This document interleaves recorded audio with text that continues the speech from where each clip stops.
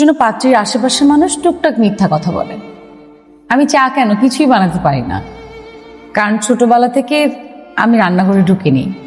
মা বলতো রান্নাঘরে ঢুকলে নাকি আমি কালি হয়ে যাব, আর কালি হয়ে গেলে আমার কপালে কোনো ভালো বর জুটবে না। আপনি খুব সুন্দর করে কথা বলেন, শুনতে খুব ভালো লাগছে। আমি না একটু বেশি বেশি কথা বলি, আর মার কাছে এটার জন্য অনেক বকাও খেয়েছি। আমাদের বিয়েটা যদি হয়ে যায় তাহলে আপনি এভাবেই কথা বলবেন।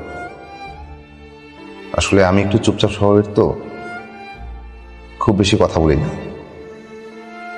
এই কিছুক্ষণে যত কথা বললাম মনে হয় না গত 2-3 দিনে এত কথা বলেছি। আপনার কথা শুনতে ভালো লাগছে, আপনার সাথে কথা বলতে ভালো লাগছে। সেটা নিয়ে আপনি একদমই চিন্তা করবেন না, আপনার ভাগেরটা আমি বলে দিব। আর এখন তো টুকটাক কথা বলতে পারছেন, পরে দেখা যাবে সেটাও বলতে পারছেন না, আমার বকবকানির জ্বালায়।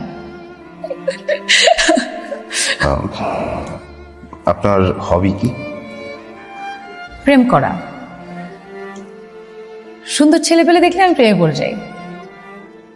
ডেট করতে গিয়ে যে বাসায় কতবার ধরা খেয়েছি, কত যে মায়ের খেয়েছি আমার মার কাছে।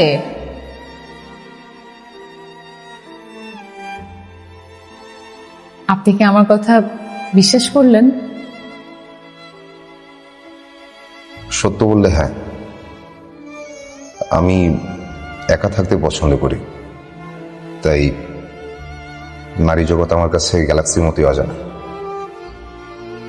অন্য 10 জনের মতো কোন কথাটা বিশ্বাস করতে হবে আর কোন কথাটাকে দুষ্টুমি ভাবতে হবে এই জ্ঞান আমার হয়ে ওঠেনি। ভাইরে, আপনি তো মহা বোকা মানুষ। আমি মজা করছিলাম। আমার জীবনে আমি কোনো প্রেম করিনি। হ্যাঁ, কোচিংয়ে যাওয়ার সময় 1-2টা প্রেমপত্র পেয়েছি, কিন্তু বাসায় কি পরিমাণ মায়ের খাবো সেটা চিন্তা করে প্রেমপত্রও পড়া হয়নি। আচ্ছা, আপনি কি বাসায় কখনো মায়ের খেয়েছেন? না না, আমি খুব শান্তশিষ্ট বাচ্চা ছিলাম, আমাকে মায়ের খেতে হয়নি। আমরা ছিলাম লেজ বিশিষ্ট, চাচিরা ফুপুরা একসাথে থাকতাম, কাজিনরা সবাই গ্রুপ ওয়াইজ মায়ের খেতাম। মজার না ব্যাপারটা? আচ্ছা, আপনাদের গলির মুখটা বাঁশ দিয়ে বন্ধ কেন? ও, ওটা এক পাগল প্রেমিকের গল্প। মানে আমাদের এলাকার এক বড় ভাই আমাকে বিয়ে করতে চায়, মানে আমাকে ছাড়া নাকি সে বাঁচবে না। বাবা আমাকে বিয়েও দিয়ে দিত, কিন্তু প্রবলেমটা হচ্ছে সে বাসার চেয়ে না জেলখানায় বেশি থাকে। মানে ঘটনাটা ঘটে যেত কিন্তু ঘটলো না। সে এখানে বাস বেঁধে রেখেছে যাতে কোনো পাত্রপক্ষ দেখতে আসলে গাড়ি নিয়ে আমার বাসার সামনে কেউ না আসতে পারে, এই জন্য। যাক, ঘটনাটা না ঘটে ভালোই হয়েছে।